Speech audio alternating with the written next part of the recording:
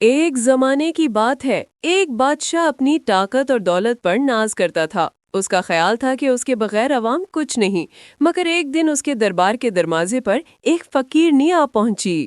کیا کوئی ہے جو بھوکی ماں کو روٹی دے؟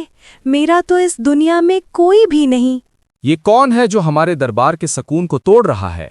سپاہی نہیں، وزیر فقیرنی کو اندر آنے دیتا ہے۔ عوام تجسس سے دیکھتے ہیں۔ بادشاہ سلامت، 3 دن سے بھوکی ہوں، میرے بچے بھی بھوکے ہیں، ذرا سی روٹی دے دیجیے۔ فقیری میں عزت کہاں؟ جا کر محنت کر، بادشاہ کا دربار خیرات دینے کے لیے نہیں۔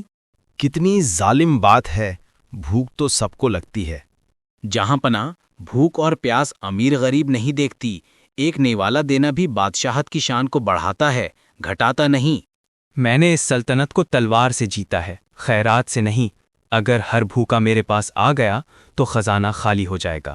بادشاہ سلامت، خزانہ سونے کا نہیں بلکہ رحم کا ہوتا ہے۔ جس کے پاس رحم نہ ہو وہ خالی ہے، چاہے سونا ہی کیوں نہ ڈھیر لگا ہو۔ سچ کہتی ہے، انصاف چاہیے، رحم چاہیے۔ جہاں پناہ عوام کے دل آپ کے تاج سے جڑے ہیں، اگر یہ بکھر گئے تو سلطنت بھی بکھر جائے گی۔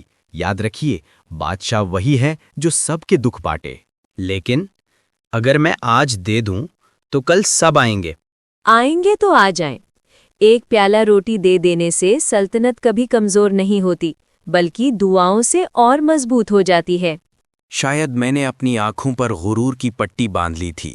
آج سے میرا دربار ہر بھوکے کے لیے کھلا ہوگا۔ اللہ آپ کے تاج کو سلامت رکھے۔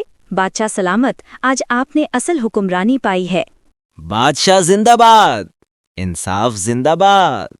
جہاں پناہ آج آپ کا تاج انصاف اور رحم سے روشن ہے، یہی اصل بادشاہت ہے۔ یوں ایک فقیرنی کے سچ نے ایک غرور بھرے بادشاہ کی آنکھیں کھول دیں۔ دولت اور طاقت وقتی ہیں، مگر رحم اور انصاف ہمیشہ زندہ رہتے ہیں۔ اصل بادشاہ وہی ہے جو اپنی رعایا کے دکھ بانٹے۔